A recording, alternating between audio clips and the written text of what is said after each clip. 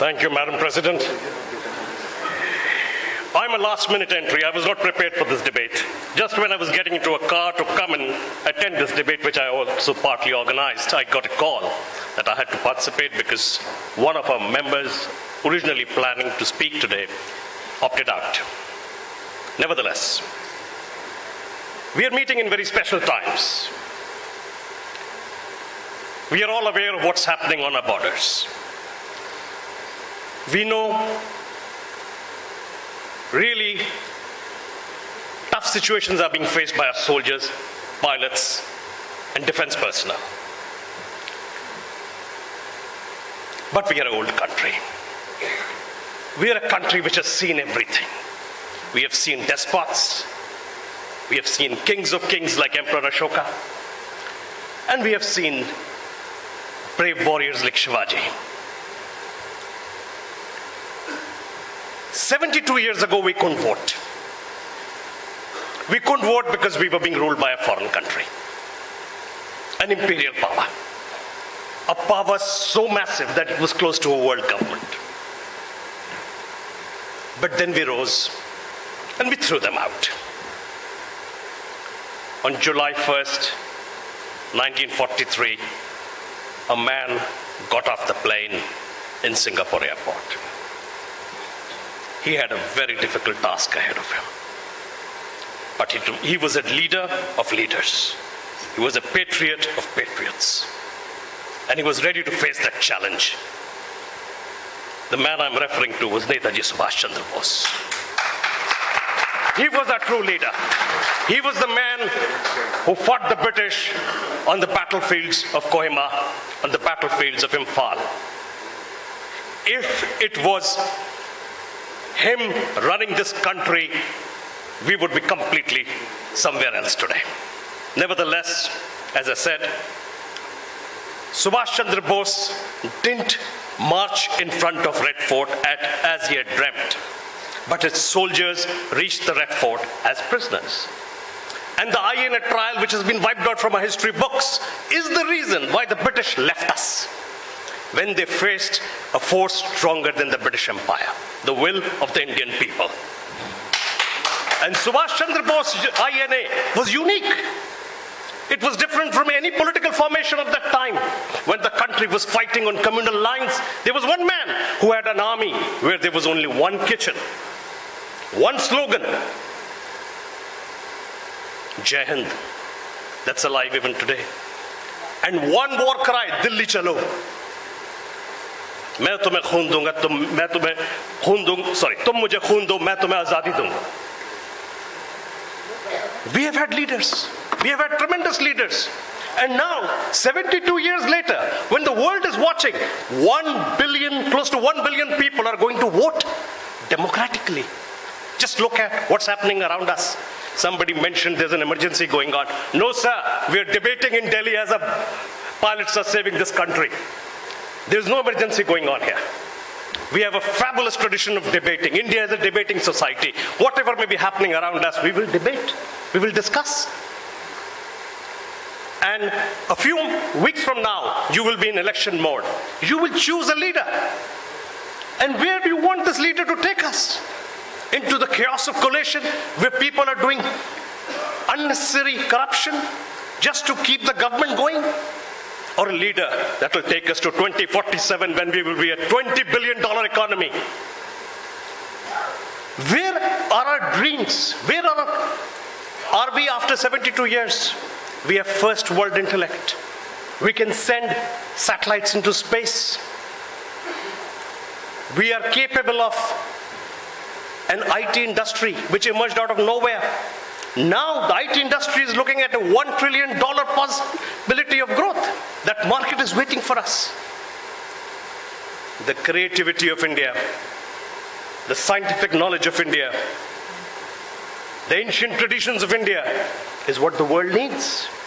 And when the world looks at us, we should not look like some ragtag army of some jokers. We should look like a stable country with a stable leadership and a serious agenda to make India a Vishwaguru. That's the dream all our children have. That's the dream, what we want our country to take forward to. We can't see regionalism. We can't see regionalism, parochialism, personal agendas dominate the national agenda. When you want a country of the size and disparities of India to move forward, you need a strong leader.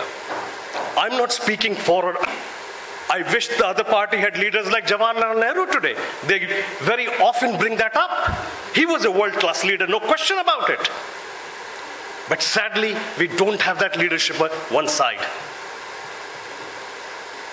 We need a perspective of 20 plus years, not 3-year terms, 5-year terms, not cabinet positions just being on personal relationship basis. We need visionaries to take us forward. That is the India I dream of, that is the India I want to live in, and that is the India I want you guys to enjoy. Thank you. Thank you, Mr. Lal. That was very good for a last-minute entry, told in the car, but thank you for that. And any questions? Go ahead, Mr. Das. You know, I'm really glad that this is turning out to be more of a discussion rather than that classical debate. And so you made some very good points. And I still want to reiterate that a few years ago, I wrote a book called India Grows at Night. I didn't complete the full sentence in the title because I thought it might be too insulting. But the full sentence was, India grows at night when the government sleeps. So we are unique of having risen, not because of the state, but despite the state. Now, what we want, frankly, is not 7.5% growth or 7.2% growth.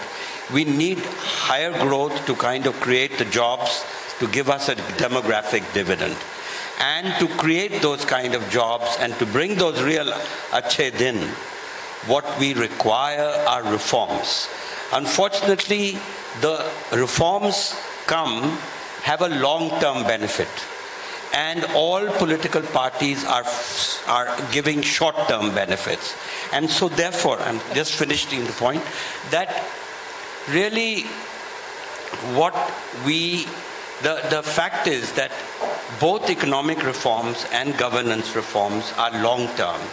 Voter, in the case of the economic reforms, Adam Smith said that the market, the invisible hand, it talked about the invisible hand.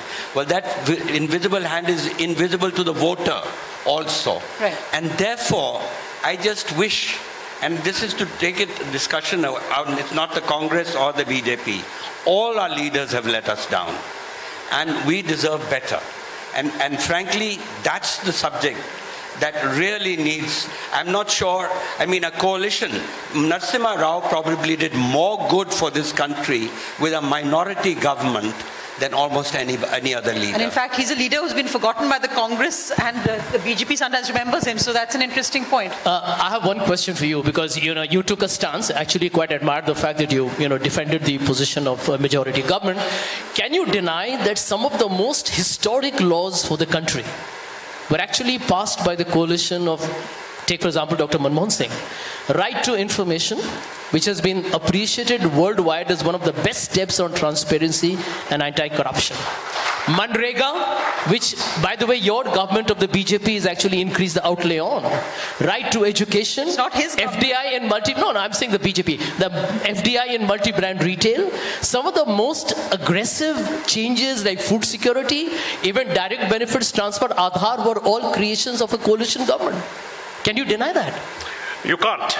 But there are security concerns the nation faces, like 2611, and the government was found wanting. There are other situations in which these reforms are important. They're very important for the country, and I applaud the government for it. I'm not from BJP, by the way. But there are other things. The world views India totally differently. We are lost in our own situation, thinking about where we are this week, next month. But the world today is watching India very cautiously. There is a possibility of India emerging as a global power. And people want strong leadership for that. Well, I'm going to leave. There's a difference between strong and authoritarian. Well, I'm going to leave the